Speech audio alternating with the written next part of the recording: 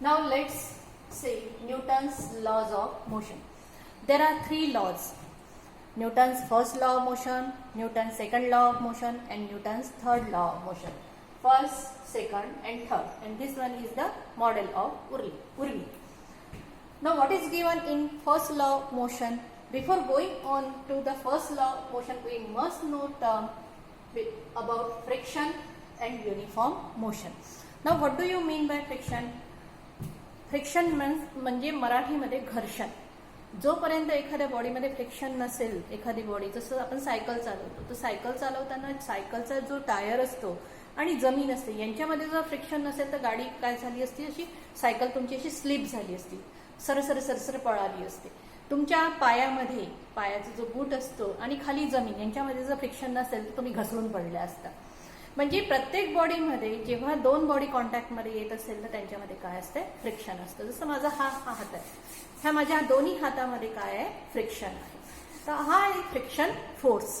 तर प्रत्येक गोष्टीमध्ये मग त्या जिथे जिथे कॉन्टॅक्ट येत असेल त्या दोन याच्यामध्ये काय असतो, फ्रिक्शन फोर्स. आता जसं सायकल जात असेल, सायकलच्या टायरमध्ये आणि जमिनीमध्ये फ्रिक्शन असतं आणि त्यामुळे सायकल फ्रिक्शनमुळे काय होतं, मोशनला अपोज होतं. म्हणजे सायकल जर अशी सरळ जात असेल तर तो फ्रिक्शन फोर्स कसा असतो, असा अपोज करणारा फोर्स असतो जो सायकलच्या मोशनला अपोज करतो.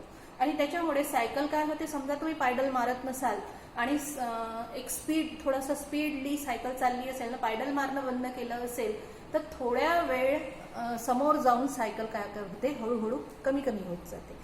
मग ह्या सायकलचा स्पीड कोण कमी करतं, तर फ्रिक्शन फोर्स काय करतो, अपोज करतो त्या मोशनला, आणि म्हणून सायकलचा स्पीड काय होतो, कमी होतो. तर हा झाला फ्रिक्शन फोर्स जो मोशनला काय करतो, हे अपोज करतो. Now what do you mean by uniform motion? Uniform motion, uniform velocity, uniform acceleration, all these terms are there. Uniform motion, that means the motion in which body covers equal distance in equal interval of time.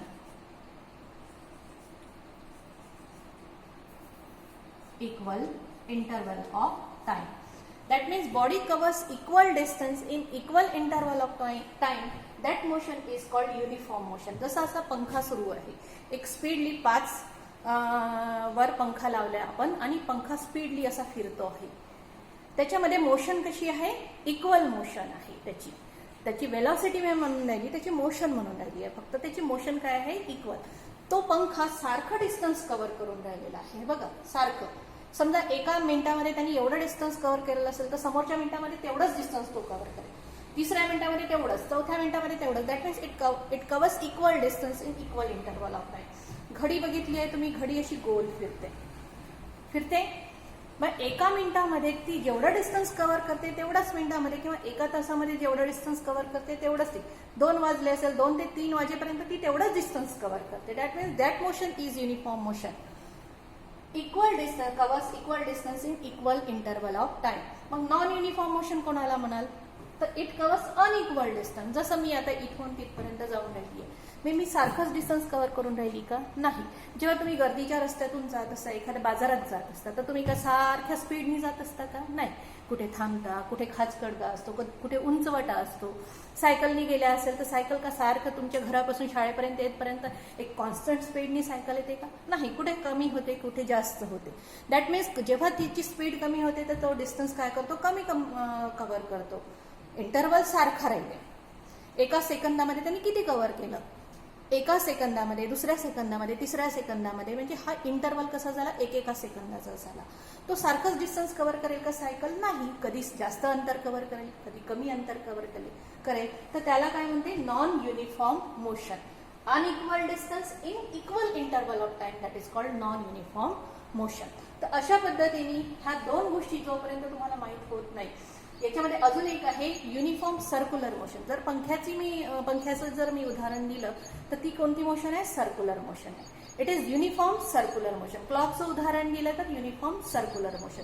परंतु समजा uniform motion in a straight line म्हटलं तर uniform motion in a straight line आपण एक विमानाची हे म्हणू, जसं मी जेव्हा टेक ऑफ करतं विमान तर तेव्हा काय असं त्याचा स्पीड असा वाढत वाढत जातो, म्हणजे त्या बॉडीमध्ये काय आहे, ॲक्सेलरेशन आहे. परंतु युनिफॉर्म मोशन म्हणू का त्याला, नाही. स्पीड एकदम वाढतो का, असं नाही, हळूहळू हळूहळू वाढत जातो. म्हणजे ती कोणती मोशन आहे, non uniform motion in a straight line. सारख्या याच्यामध्ये नाही, ते अशी अशी असं असं असं विमान जातं का, नाही. आपण कागदाचं विमान बनवलेलं आहे का, ते असं असं असं असं जायला, विमान असं सरळ जातं आणि डायरेक्शन सुद्धा त्याची बदलत जाते. परंतु एक हाईट अटेंड केल्यानंतर काय होतं की त्याची जी मोशन असते ती स्ट्रेट लाईन मोशन असते आणि it attend a uniform velocity. त्याच्यामध्ये जे ॲक्सेलरेशन असतं ते कसं असतं, युनिफॉर्म असतं. अगदी एक्झॅक्ट युनिफॉर्म कन्सिडर केल्या जात नाही, परंतु युनिफॉर्म मोशन असतं. तर uniform motion in a straight लाईनचं उदाहरण आपण ते विमानाचं देऊ शकतो, if after attending a certain height. Now what is given in first law of motion? First law of motion gives that means body continues to remain at rest. कोणतीही body, an object किंवा body, an object continue to remain at rest or in uniform motion in a straight line unless म्हणजे जोपर्यंत external force acts on it. म्हणजे याचा अर्थ काय झाला, body जर रेस्टमध्ये असेल तर ती रेस्टमध्येच राहण्याचा प्रयत्न करेल. बघा ही बॉडी रेस्टमध्ये आहे, ती रेस्टमध्येच आहे. If body in uniform motion in a straight line, जर ती युनिफॉर्म मोशन मध्ये असेल स्ट्रेट लाईनच्या तर ती युनिफॉर्म मोशन मध्येच राहील. जोपर्यंत, अनलेस म्हणजे जोपर्यंत एक्सटर्नल अनबॅलन्स फोर्स त्यावर अप्लाय आपण करत नाही.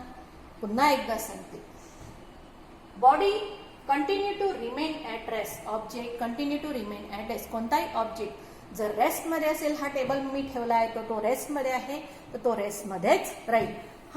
ही भिंत रेस्टमध्ये आहे तर ही रेस्टमध्येच राहील.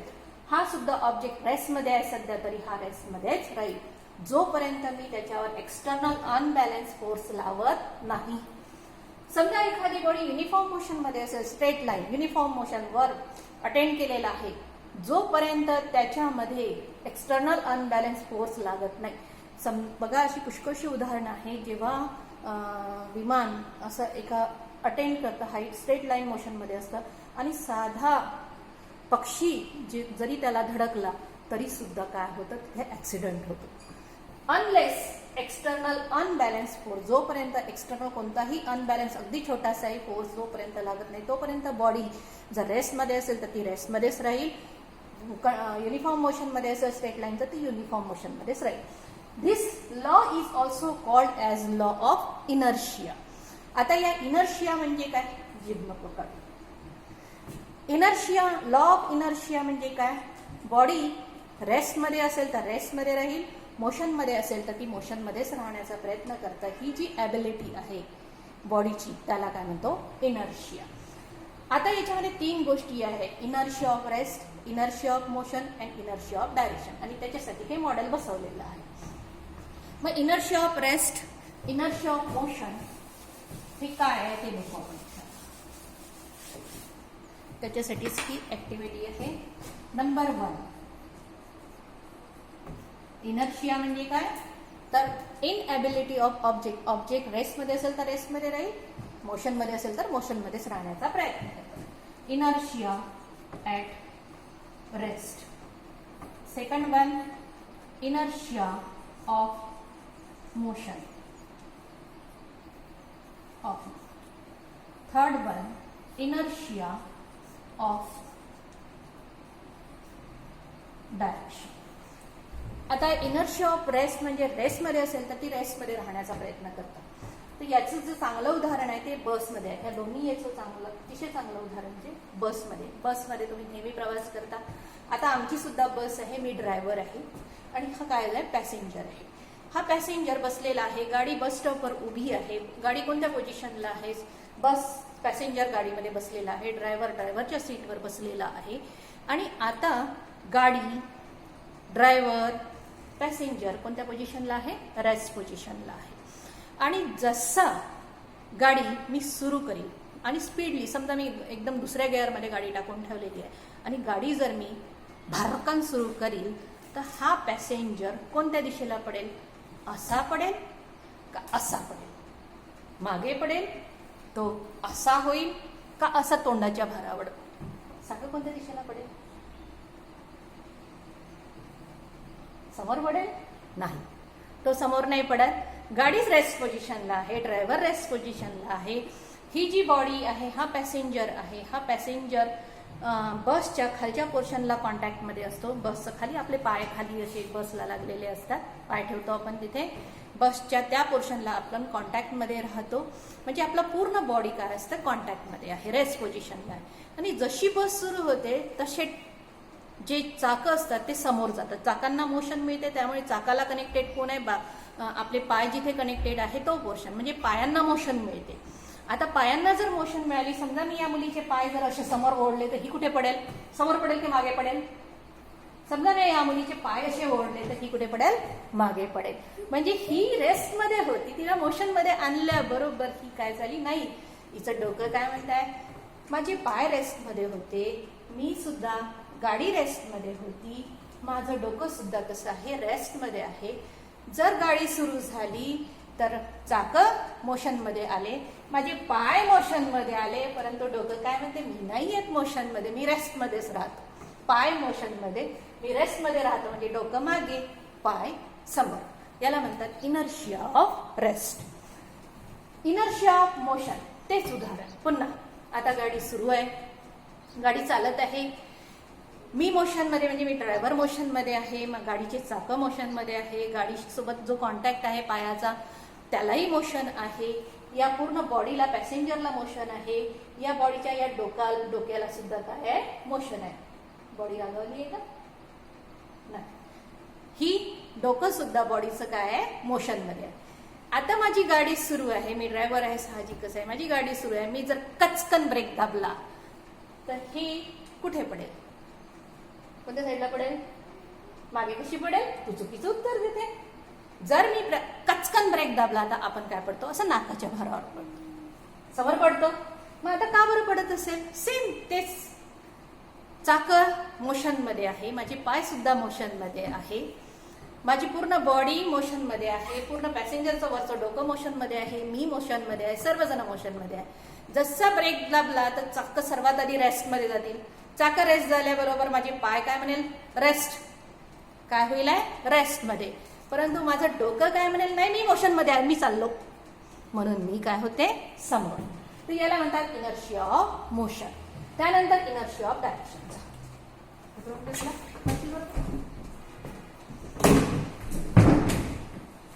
Inertia of direction. Inertia of direction मध्ये काय येतं की चक्री, दिवाळीमध्ये तुम्ही चक्री वगैरे फिरवली असेल आहे, तर चक्री फिरवताना बघा त्याचे ही जी चक्री असते ती कशी जाते, त्याचे जे हे पडतात अशी जातात डायरेक्शन. याची जी त्याची मोशनची डायरेक्शन असते ती अशी असते.